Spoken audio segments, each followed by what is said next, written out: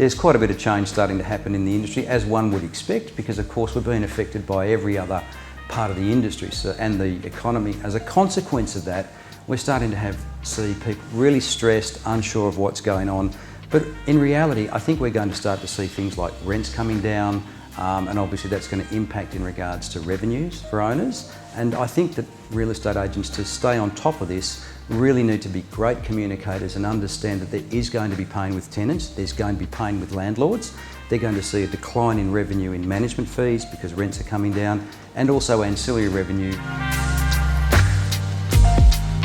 Agents are concerned that they're going to see decline in revenues because people will lose their jobs. Of course, their management fees come down.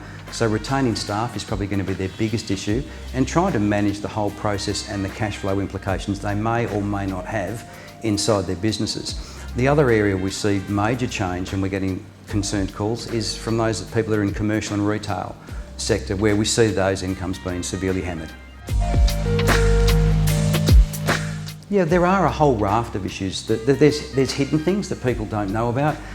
Agents are talking to us, which we thought could occur in regards to, because tourism's been smashed, high numbers of people with short-term accommodation are now contacting agents and wanting their properties to try and find a permanent tenant. That's a big thing, so that's got the risk of pushing rents down. On top of that, there's fear that the banks won't support them. Banks will continue to support the industry and support it well, but I think we're going to start to see the way the banks look at funding in a different way. Obviously, they're concerned about where the income streams are going, and I think we might start to see tightening up of loan covenants, loan periods. We're going to see a big change in the way contracts are structured on the buying of rent rolls. Now, whilst there's all this area of concern, the other thing is we're getting a lot of people who want to buy real estate agencies and rent rolls to shore up their future cash flow. So we think that the opportunity for buyers and sellers is actually going to remain pretty good. I think we'd be naive to assume it won't have some impact on value, even over the short to medium term. Typically, revenue for rent rolls is based upon management fees plus ancillary revenue.